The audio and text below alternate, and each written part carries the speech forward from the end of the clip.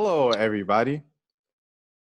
If you got what it takes, I'm Curtis Blow, and I want you to know that these. At Come on, these Terrell. are You. great. Oh, These there you go, are the Joe. great. Hey, welcome to the channel. If you are new to the channel, this is the road to 2K subs. My name is Rashad Milligan. I'm here with UConn fan Joe Roebuck and South Carolina fan Terrell Isu. You saw. Isa. Apologies. AKA Ashy Knuckles. Fellas, how are you doing? I'm I'm doing all right, okay. man. I'm doing well. Long time no see. Yeah, glad that we all back together. Even though we were just together. Yeah, we were talking the other night, but this is our first time on camera. First time on camera in forever. So it's exciting to see you guys and stuff here again on the channel. A lot of people think that there's beef and that Joel has boycotted the channel and that Terrell had a problem with Joel and I Was had a problem boycotting with the both of channel. them. So yeah, go ahead and explain yourself, guys. I was planning to take all of my fans and go start my own show and my own channel. And I mean, look, my fans, just like UConn fans, we are the meat of women's college basketball on all levels. All of this stuff that's going on right now about UConn bias and stuff like that. I was listening to a lot of different outlets and, there is UConn bias. You know what I'm saying? Like let's just call it what it is. There is UConn bias that does exist, but I think what people are failing to realize is that when you win 11 championships, there are perks that come with that. That's just how it is. I mean, are we going to sit here and act like it's any different for franchises like the Celtics, the Lakers, Alabama, the Patriots? And Those people complain franchises about them. those Rashad, franchises get certain perks over other teams. Sometimes in life it's hard for people to let go. You know what I'm saying? People like to hold on to old things, like things people pass down, like things your grandmother gave you, maybe your parents. UConn being the meat of women's basketball, there haven't been no meat in the pot in about 6 years. I mean, it's just been a lot of potatoes, but that's look for how you guys are acting. That's for a different video. Look how you guys act when we win 11, though, but, Terrell. Like if we didn't win the last couple of years, y'all would be losing y'all minds. So that's what I don't understand about people who say UConn hasn't won in a couple of years. It's like if we were to win the last couple of years, nobody would be watching the sport. So is UConn gonna win should UConn win every single year? No, because when we win every single year, then it's like, oh well, UConn, there's no talent anywhere else. Oh, there's no, there's excuses whether UConn wins or whether they lose. So to me, us not winning the last couple of, I'm a UConn fan, and I already told y'all on the channel, I'm not going to sit here and talk mess about UConn not winning the last couple of years because, again, we consistently get to the Final Four. We consistently get to the next to last game of the season. That's not easy to do. Look at Arizona this past year. That was their first time in the Final Four. You know what I'm saying? Like, it's not easy to get to the Final Four. So as a fan, you got to be subjective. I'm the same way with the Lakers. Like, you can't celebrate all the success, and then when they're not winning, you can't just all of a sudden say, oh, well, they're not winning. UConn has won their fair share to me. Like, period. I mean, I'm a fan. I've been alive to see all of UConn's championships. I mean, obviously 95, I was too young, but I want to say at least 2003 to 2016, I've been alive to see a lot of championships, more than the average women's basketball fan could say about their team. So I can't get on here and complain about UConn not winning the last couple of years because at the end of the day, we're always in the hunt. I mean, me personally, I'm like I said, I'm biased. I love my team. I can't stand UConn, but I can also keep it real. You know what I'm saying? Like I said, I take nothing away from y'all. Y'all kind of like the Yankees. You know what I'm saying? Y'all won a lot. But as far as in there's being excuses, when y'all was winning, I'm not going to say there was no excuses because, like I said the other night when we talked, I feel it wasn't parity in the league like it is now. And y'all did have all the talent. I mean, there was talent in the league, but it wasn't as much talent, I feel, then that there is now. Like we disagree. The women have got more athletic. There's I just feel like they take it more. I'm not gonna say the women didn't take it serious back then, but like now, these girls are more athletic.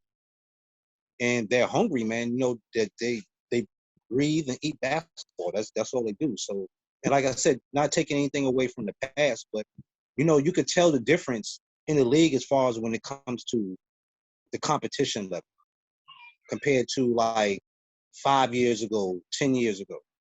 Now there's more parity. That's why you see more teams. I mean, you don't see UConn winning as much as you used to, because before they had them teams, you couldn't stop them. But when you think about parity, I mean, people are saying, and that's why it's important to know the history, because that's not true. Like, it's just the same amount of parity that there is now in the game. Like teams like Arizona, Mississippi State, you can argue that those teams like that in the last couple of years, they've snuck in. But for the most part, at women's college basketball, it's still only about 3 or 4 teams that realistically have a shot to win the title. That's always been the case. So today, outside of South Carolina, Stanford, UConn, I don't even put Baylor after Mokiles in that conversation. It's still only about 3 or 4. Notre Dame's not in that conversation anymore, but they used to be. But before, it was still Baylor, Stanford, UConn, and Notre Dame, and Louisville. Right. Those were the teams that pretty much were at the top, and that's still kind of the case now. So all of this parity that everybody says that there is, I'm just really trying to tell you guys that it's not really much different. I just think more people are watching now. I mean, I got some rebuttal for that. The parity is back then, UConn, when they took a loss, they lost to the Baylors, the Tennessees. They didn't lose to Tennessee, like Arkansas. Tennessee, my bad. They didn't lose to teams like Arkansas and stuff like that. Now that is true. Now that is definitely true. Like, I feel like that's definitely true, that UConn only lost to certain teams, and that part of it has changed. But at the end of the day, like, I remember when we were winning, and I mean, UConn was winning to a point where people literally didn't respect the sport of women's college basketball. And CD and Gino said in an interview, he was like, at the end of the day, we're going to force people to up their standard. And that's what they did. Like, UConn didn't change their standard. UConn's standard is still up there. It's championship or bust. But what happened was other teams around the country said, hey, if we don't step it up and we don't, recruit better, and we don't, give UConn some, fraction, then nobody's going to respect our sport. Now, even when UConn was winning, to me, I still think people should have respected the sport, because if you go back to the years where Stewie was winning, Notre Dame was right there with UConn during those years. The difference was Stewie. Stewie was the difference. Notre Dame had Jewel Lloyd. Jewel Lloyd, as we see now in the WNBA, she's pretty good. She was pretty good in college as well. But UConn had Stewie, and Stewie was the difference in those games. Now, and that's why when, going into next season, when I think about matchups with Baylor, I think about matchups with South Carolina, and I think about matchups with Stanford, in those type of games, historically, in the women's game, when you got teams that are pretty much even, in talent-wise, what comes down to it are superstar performances. And right now, I feel like UConn has the superstar. Just like when we had Diana was that difference in those close games. When we had Maya was that difference. Stewie was that difference. I think having Paige, I like our chances going against South Carolina. I definitely like our chances going against South Carolina and Stanford with Paige than it would be without Paige, if Paige was on South Carolina or Stanford. So even if we lose with Paige, I like those chances. You know what I'm saying? Like, we got Paige. So at the end of the day, Paige is it's gonna be between Paige and, you say your best player on South Carolina is Aaliyah Boston. That's the matchup that's gonna make the difference, in my opinion, more times than not in that game. With Stanford, it's gonna be Paige versus Haley Jones. I mean, that matchup probably. Now that I'm thinking back to me saying, I do give Aaliyah Boston, but I can't forget my girl, the chef, Zaya Cook. She stayed cooking. You know what I'm saying? She stayed in the kitchen with the chef. Cook warmed up at the end of the season, I think, for South Carolina a lot. I think during the season, she kind of went through what Kristen Williams kind of went through. Like, I feel like she had to accept that stuff was going to be ran through Aaliyah Boston. And it's kind of the same thing that Kristen Williams kind of had to go through, like, with Paige. Like, she had to kind of learn that, accept that Paige is the best on the team. And once you kind of accept that, then you can do whatever you want. If you look at that Iowa and UConn game, to me, Kristen Williams was the best player on the floor, arguably. Right. And I feel like she was able to do that because she wasn't really worried about being the best player. She was just doing what she can do. But hey, you know, I think I just don't want you guys to think that there was no parity. Like I think honestly, like the most competitive era was that Maya Moore, Tina Charles when they were in college, and Candace was a senior. Candace Wiggins was at Stanford. Nneka Ogwumike was at Stanford. Sylvia Fowles and Simone Augustus were at LSU. To me, that was the most parity that there really was. If you really think about it, if you think about the caliber of players, that was the most parity. This is when I see my opinion. Oh, Angela McCarthy was at LSU during that time as well. So, like, you had these superstar there was parity, but I feel the big dip in parity, and if you really go back and look at it, was when the year when, like I said, I don't really know your roster like that, but the year when the Feast and them left. If you go back and look at it, that's when like Oregon started really stepping up, becoming a powerhouse. Yeah. South Carolina, because you got to think we didn't give y'all no kind of fight chance until that last year we beat. But that's why I be telling y'all to respect. That's when our recruiting class came in. Lou and what's his face a lot, and y'all don't be wanting to respect Lou. But I told y'all this that's why I respect Lou, because Lou was a huge part. Lou and Fisa are the highest scoring tandem in UConn history. That's more than Diana and Sue. That's more than Maya Moore and Tina. So that's a lot of points. Lou and Fisa really, and to do it after, now they didn't win a championship after Fisa left, and a lot of UConn fans hold that against them. But as far as them kind of having to step in as sophomores, Lou and Fisa as sophomores stepped in and started averaging 20 points a game as sophomores, and they were first team All-Americans that year for the country. I don't take nothing. I take like I say, you know, like I said, I'm a South Carolina fan. I love my girls, but I'm also realistic. I don't take nothing from the Fisa and them girls. You know what I'm saying? UConn always produces. It was just Fisa and Lou. It was just two. It was just them two. That's it. Right. But I'm just saying, like in overall, the players that UConn have, you know, pushed out of their college. But you know, like I said, as far as in the parity, I think, like I said, I feel we really been cheated when we had the pandemic, because I think that year was the year that anybody could have won. It was just a lot of competition. If you really look back, you had Oregon, you had Louisville, you had South Carolina, you had Stanford, you had UConn, you had Baylor. That's 6 already, and out of those 6, you couldn't really say who could have won. You know what I'm saying? And I mean, I feel like the tournament. Forgive me if I'm forgetting anybody, but yeah, it was a lot of good teams that year of the pandemic, and I feel maybe a year or two. Do you think it's a coincidence that? Do you think it's a coincidence that it was a lot of parity that year, the year that UConn is kind of in a transition year? Do you like because to me the biggest thing that has changed is that teams aren't afraid of UConn anymore. That's the biggest thing that has changed. People are not intimidated to play them and to beat them, because that was a huge part that a lot of teams used to have to get over. And I think Mississippi State kind of. Well, I say Mississippi State started this way because Notre Dame had the talent to beat UConn. I mean, you could say Notre Dame really, I wouldn't say Tennessee, because Tennessee was really the juggernaut. Notre Dame, I think, started the wave of, you know, we're not afraid of UConn. I mean, Skylar Diggins, to me, started that wave. She ended Maya Moore's career. And to me, that started the whole, we're not afraid of the UConn across the chest. Now, Stewie, Stewie showed up and said, hold up now. No. I would agree with that. But after Stewie left, I mean, after Stewie left, teams weren't Mississippi State. Mississippi State won that game because they came into that game from the tip, not afraid to play UConn. They were up on UConn by I think it was at one point 22 or 23. And I mean, we ended up coming back and they only beat us by 2. But at the end of the day, teams aren't even in that Arizona game, not one moment did Arizona seem afraid of UConn in that game.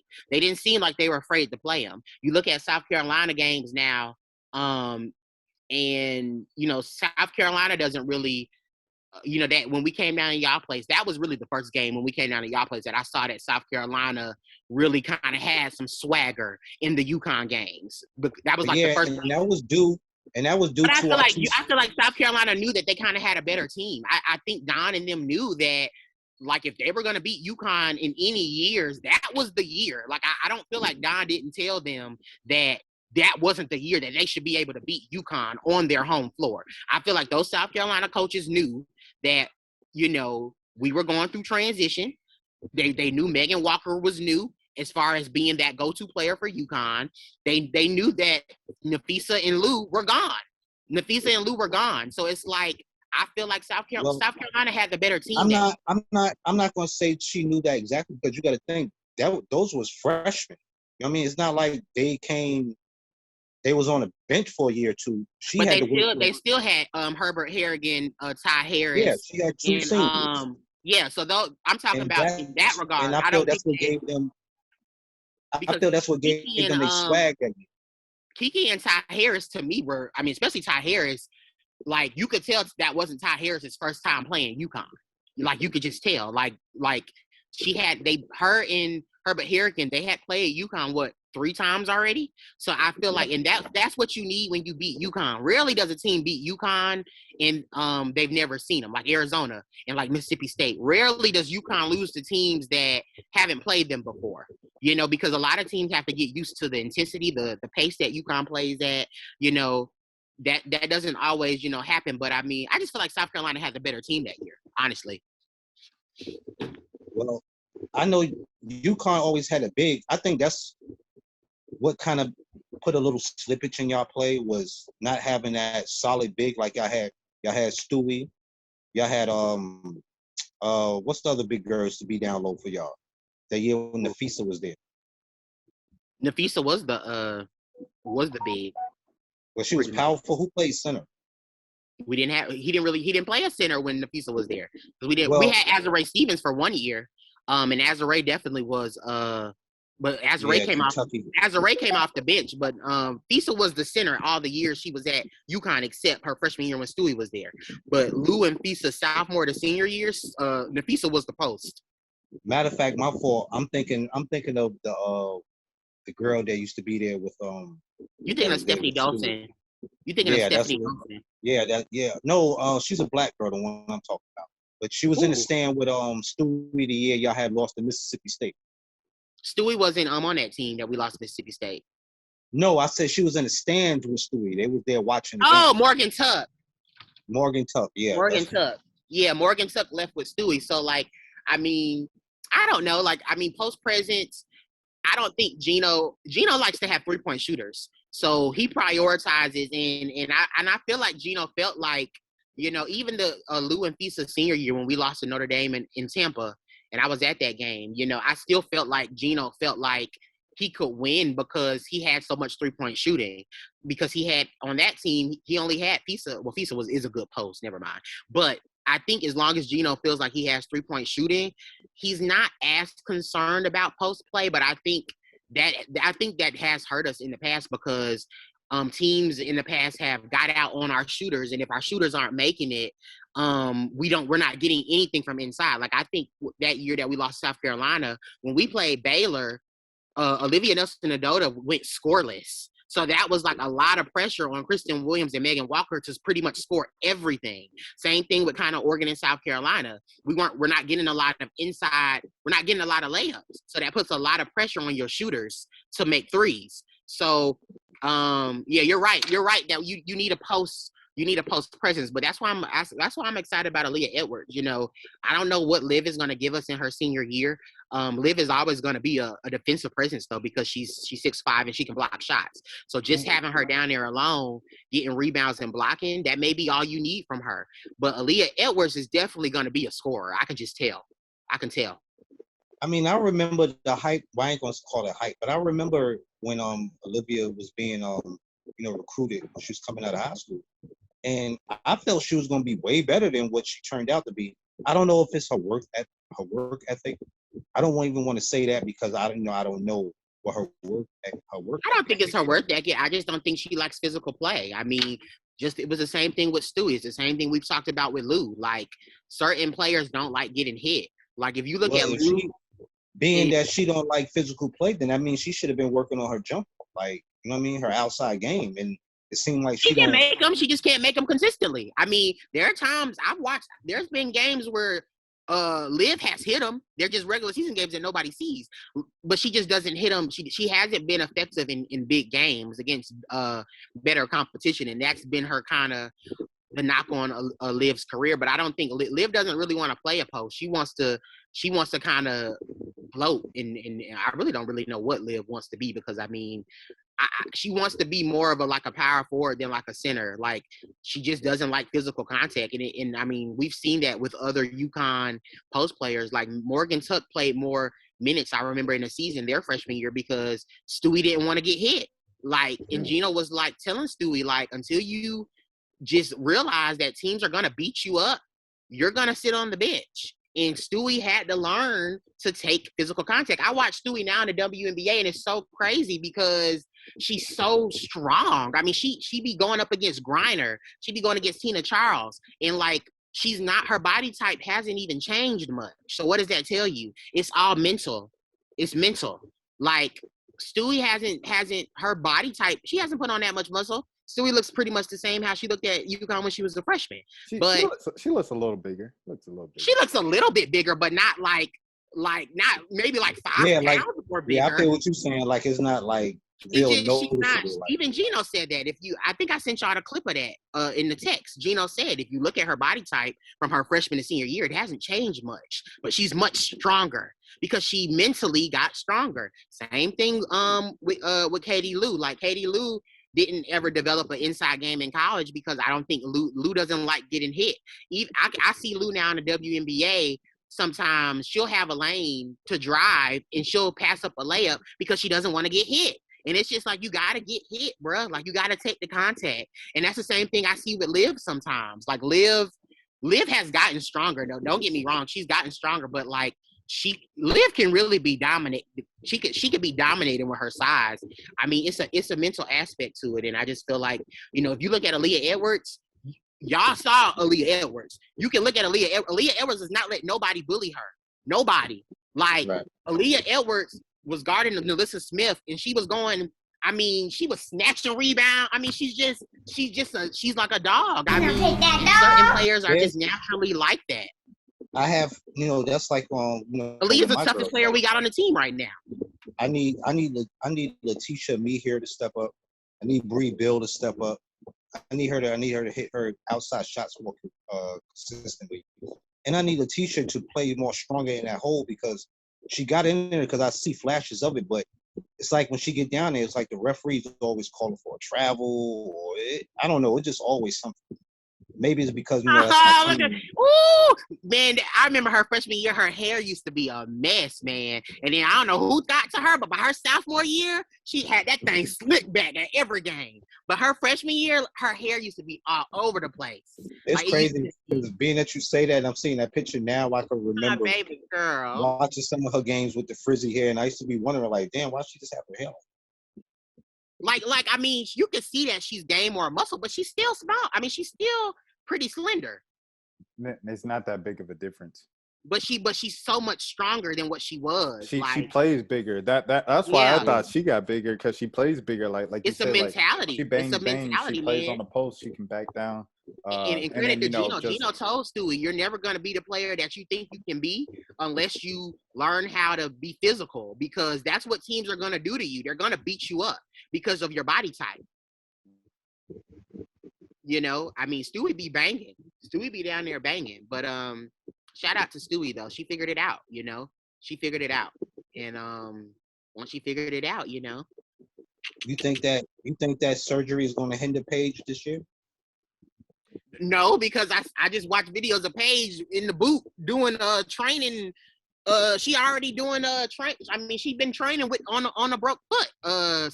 Slam magazine, I think it was. They covered her. Overtime. Go look at the videos of Paige. Like, she's been like working out, and to me, that is what separates great players. Like Paige is like, go look at her workout on one foot. I mean, it's ridiculous what she's doing with one foot. Like, it's crazy. I mean, she's shooting. But are you really? Is that really good for you though in the long term? I don't. I think so, because literally kind of like making sure that her mechanics are not gonna you know, she's keeping her mechanics up, and that's what her trainers are saying. You know, they're doing stuff with Paige now, to make sure that when she, you know, when her foot is better, her ankle is better. I'm sorry, that she doesn't have to get used to the feel of a basketball anymore. Her handle's still the same. I mean, she's doing nothing but mechanic stuff, but the fact that she's just not sitting down and waiting to get better, that to me is usually what separates a good player. Brianna Stewart was doing the same thing when she had her injury. She was doing mechanic stuff. Being that, you know, she's a hard worker, so you know, I'm pretty sure she's gonna keep her mechanics up. And you can see in Paige's play, Paige is a gamer. I mean, Paige is not somebody that just woke up. You could tell Paige is being in the gym, the way she plays. Right.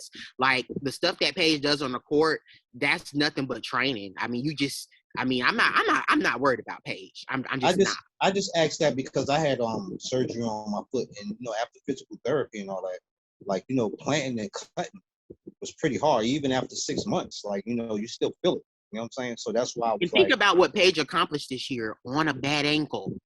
Her ankle was bad the whole season, and look what she did on a bad ankle. Like, she just now getting the ankle. She just got the ankle taken care of. She'd been playing on that bad ankle since that Tennessee game. So it's like, and look how good she was. So that's why I'm not worried about Paige, because I mean, you know, certain players like Stewie, once they become those players, you're not like, after Stewie became Stewie. I mean, I ain't worried about that person. I'm worried about everybody surrounding that person, you know, and Paige came in the door like, I'm a superstar. So I'm not worried about Paige. I'm really not, because she's been the best freshman we've had. And considering that the best player in the world was one of those freshmen that she was better than as a freshman, that's why I'm not worried about Paige. Now, AZ, I want to see what AZ is going to bring. I want to see. It's going to be interesting because Paige had so much success. So it's going to be interesting to see if AZ feels like she has to have that same amount of success coming in. You know, it's interesting to see how she's going to feel. But to me, I don't think AZ has to come in and be as good as Paige. If AZ comes in and she's just good, I think that's fine, because you already have Paige. Hey, I was about to say. Like, I don't think already on the team. Come in and be just like super worldly, because we have so much experience still on the team. So if AZ can come in and really just be a knockdown shooter, because we have not had that. Like, Kristen Williams has not been like a 3-point sniper from three like we're used to having. We had it with Kalina Mosqueda-Lewis. Then we had it with Katie Lou Samuelson.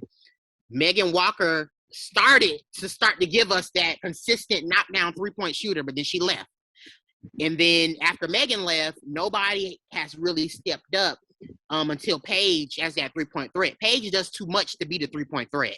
Paige can hit threes, but she can't be the 3-point threat because Paige has to worry about getting everybody involved. She has to worry about doing other things. So we need that 3-point shooter that we know is gonna knock it down if they're left open. Like, and I hope AZ, you know, they're saying that she's the type of shooter that Kalina and Lou was. I mean, that's what people at UConn are already saying that have seen her at practice. So we're going to see. Well, wasn't Paige the very next – oh, I'm sorry, Terrell. Wasn't Paige the very next season after Megan Walker left? Yes. Okay. Now, if Megan would have stayed with Paige, nobody would have beat us. I guarantee you that. Because the way Megan was playing at the end of the year, because remember, Megan was a first-team All-American for that season. By the end of the season, she was first team. Megan finally started to listen to Gino, and she finally started to turn into the player that we had been waiting on. But she ended up leaving because of COVID. She ended up leaving. But I would have loved to see Megan Walker on the same court as Paige, because Megan is strong. She's tough. She's a strong guard. She's very physical. So I would have loved to see Megan, you know, I would have loved to have Megan's dynamic as a scorer. That would have took so much pressure off of Paige to not be our leading scorer if Megan was still there. But Megan, I think a part of Megan leaving was like, you know, Paige is coming. So y'all will be straight. I don't think she felt guilty about it. Me personally, I'm excited. I'm excited for this season coming up for my Gamecock women. Because, you know, the whole team is coming back. Plus, we got a good transfer. Plus, with this incoming class, I want to see how Dawn gonna put them into the lineup.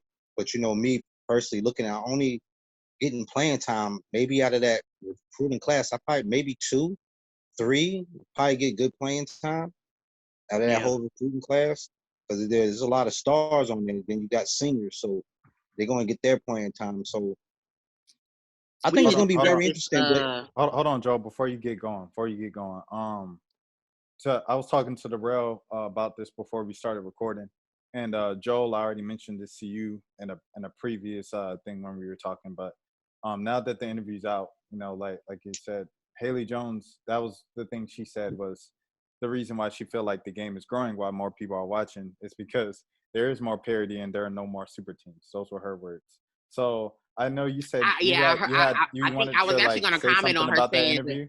I was going to say something about the super team comment because I did hear that. And one thing I actually went to go watch Haley's NCAA highlights, and Haley's coming along like she's becoming. If she can hit that 3-point shot, like she's starting to hit it more consistently. But if she can become lights out from 3, she's probably the most versatile player in the game because Tyra is letting her kind of like facilitate the offense and run the point. So like I'm interested to see if she's gonna really, because like she took a lot of threes in the tournament, but I still don't think that's kind of like how Stewie pulls up and hits threes. If Haley becomes that type of 3-point shooter, then look out, because I mean, that's really the only thing that's really missing in her game. She really can score in any other aspect of the game. And one thing I give to Haley, and this is why I bring up stuff like Asia Wilson can't handle the ball like Haley can handle it. Haley handles it like a point guard.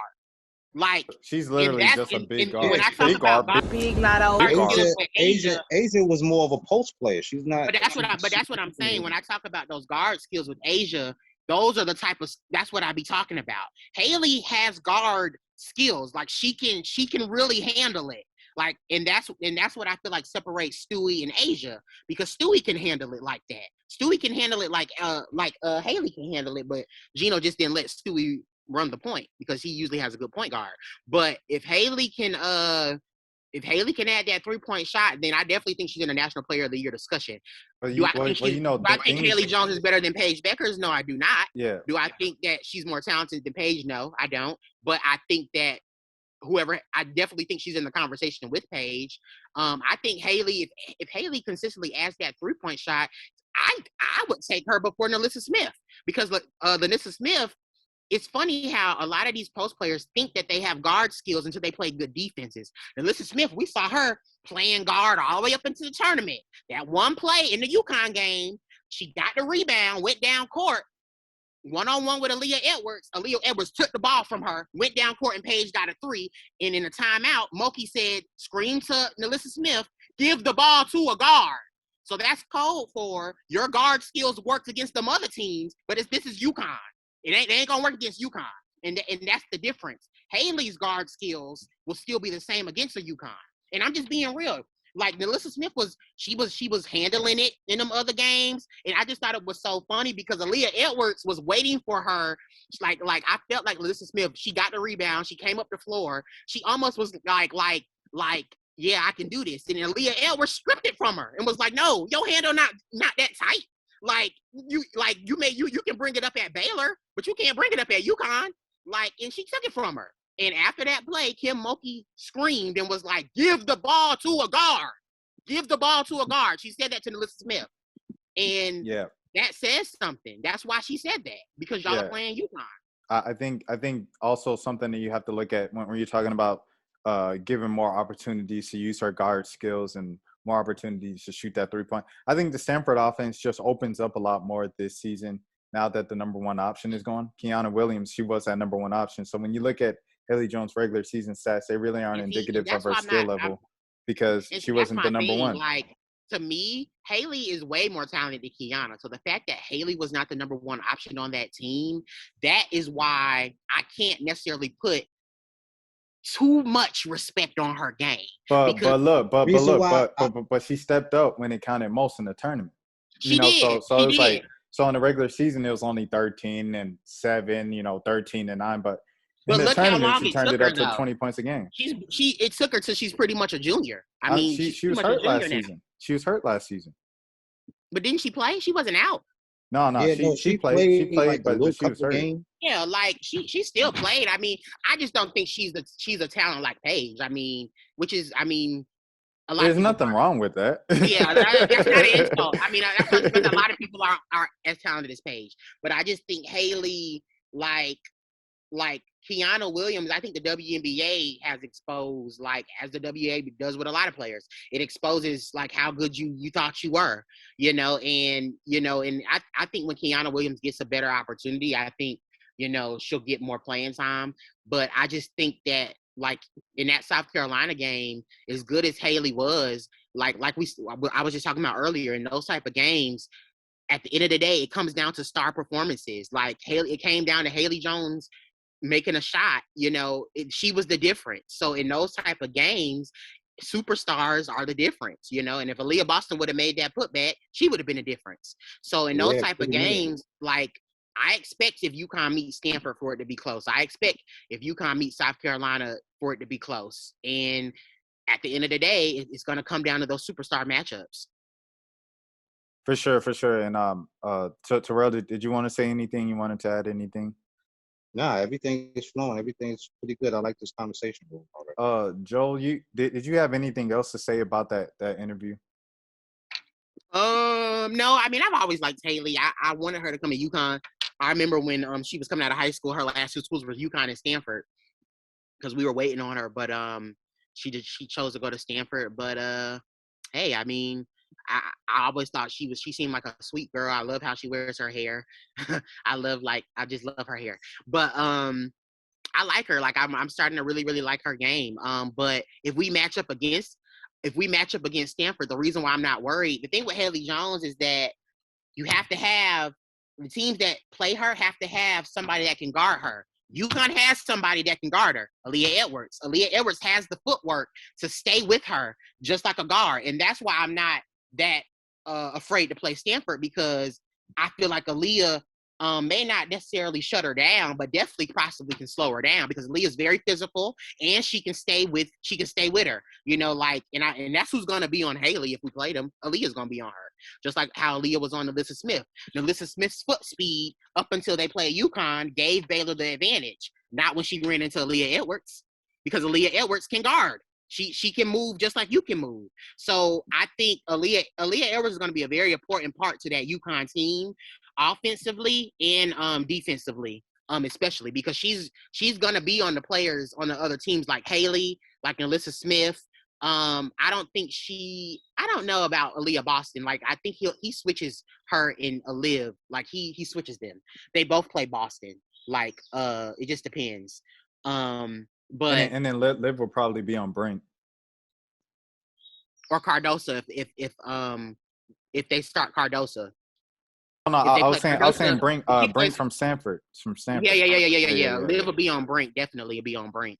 But like the South Carolina matchup, if Dawn Staley plays Aaliyah Boston and Cardosa at the same time, which I think will be hard, because I think she's gonna try to do it, but I think both of them in the paint, it's gonna be too cluttered. It's not gonna give Aaliyah Boston enough space to operate. Boston. Well, if you watch her game, all her game though is really not inside. She shoot a lot of outside shot, and she just put her 3 points, started shooting her threes the year before. So, well, Aaliyah Boston definitely Aaliyah Boston can step out, but that's not where South Carolina. If UConn goes against South Carolina and Aaliyah Boston only shoots outside shots, that's a victory for UConn, because her bread and butter is in the paint. Not really if you got Cardoso inside to clean up and put those putbacks in. You feel what I'm saying? She's 6'7".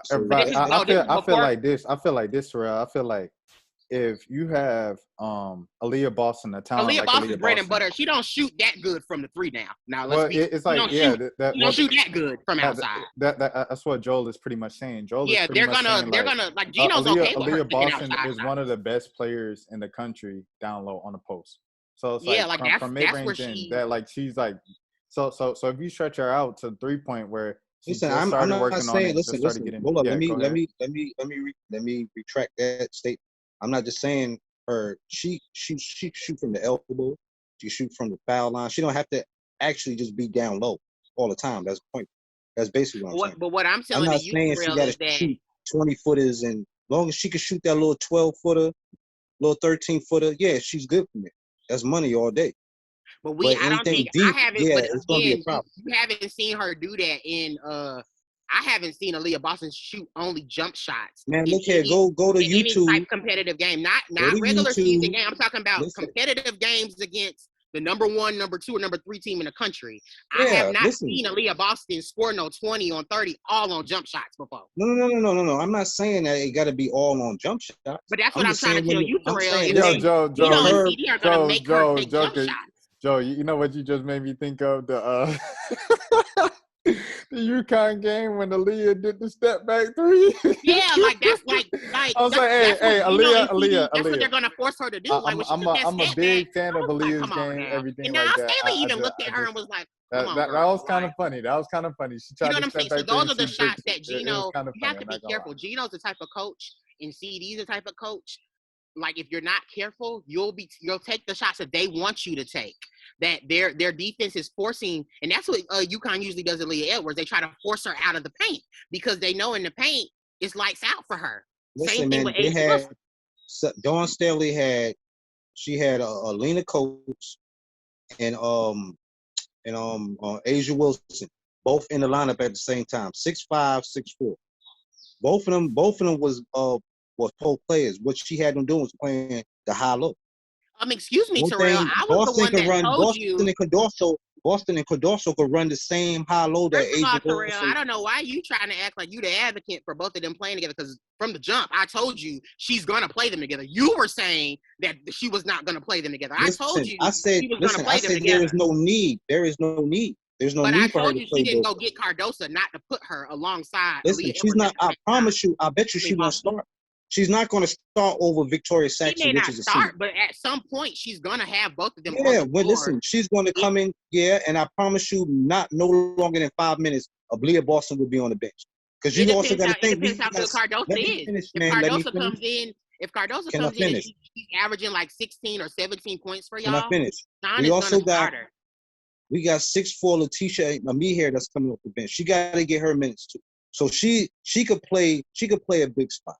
Not if Cardoso comes in and averaging like 15, 16 points a game. I think Don gonna roll with whoever produces. I got a question for Terrell now. How important do you think this Olympics is for Letitia's confidence headed into next season? Well, she's an Olympic. She played with Canada. She played with Canada last year. She played with Canada last year. On the Olympic team. Yeah, she played in America. So I'm not sure. I didn't know that. So her and Aaliyah Edwards are both on the team? Yeah. Mm-hmm. I didn't know that. That's like one of the first things I thought of when I saw that. I was like, oh, she's playing ironic. I didn't even see the Canadian team. They announced it. Yeah, let me, I'm about to look it up. Is Edwards on it? Yeah. Yeah, I believe so. I believe she made it. But if Cardoso comes in averaging, she gonna bump what's his face. Somebody gonna get bumped out of y'all starting. I'm telling you, she gonna bump somebody out of starting five. Same thing with AZ. If AZ come in, firing, somebody from the UConn starting five gonna get bumped. Well, what position she gonna be playing? The 2 guard? If that's the case, AZ. I mean, you got Avina, Christian, and Paige, so I feel like they all kind of alternate the 1 through the 3. They all. So that's what I'm saying. If she come in, if AZ come in firing, I bet you Aaliyah start. I bet you Aaliyah starting and Amir not starting. Oh, maybe not. Everything got to be a rivalry. No, actually, I bet you Aaliyah starting. Hey, go look up the stats. I was looking at that like maybe 3 days ago. Well, I'm sorry. This is the America Cup roster. I thought this was the Olympic roster. Yeah, I don't think they announced the Olympic team yet for Canada, because UConn would have put something out about Aaliyah making it. Yeah, they for sure would have. Yeah, they haven't yet. But Amir has been. Go look at the stats for the when Canada was the little teams that they did beat. She was balling. I'll take Aaliyah Edwards before me here. Aaliyah Edwards is good, man. Amir is good. Amir is good. She just don't get no burn. Amir is good. I don't think Amir will ever be a first-team All-American while she's in college. I just don't think that. Yeah, with that team, she all that talent she got. Of course not. She ain't gonna Really? get no burn like that. I just said Aaliyah Edwards is gonna be a first team All-American. I don't know if it's gonna be this season, but she's gonna be a first team All-American eventually. So what you mean? Like Aaliyah plays on a way more talented team. No, I thought you Not way said I more, but bet she talented won't. team too. I thought you said you bet she won't. No, I said I don't think Ami here will be a first team All-American, meaning that she's number one in the country at her position. I think Aaliyah Edwards is gonna be a first team All-American this year. I really do. I'm trying to tell y'all, Aaliyah Edwards is coming, man. I believe in Aaliyah. After you showed me that one step, I'm like, okay. That move, I'm trying to tell y'all. That one, Gino, okay. Gino and CD, they're the best in the business at developing players. They develop talent, man. Move on. They know how to develop talent, and I mean, she's good, man. She just got to get some confidence. Oh, I just thought about the Olympic roster because I mean I forgot all the WNBA players. So we got to talk about this UConn bias stuff. Yeah. Now. Okay. Yeah. I'm about to get to that right now. There's a lot of articles coming out, and a lot of people running their mouth about this UConn bias stuff. It is biased. I've got too many people on that selection committee. Hold on now. When you talk about Big Nat and Kia Nurse and Terrell, like, he's so spicy. It's a couple. Anyways, we gonna get into it. So I might, I think I'm gonna split this off into another video of us reacting to videos. So yeah, guys, stay tuned for the other video of us reacting. Can we watch this interview together? And I just want to see. What that's what I'm about to do on the next. Are you doing the Monica McNutt? Yeah, bring that one. McNutt, I want y'all to, because I honestly.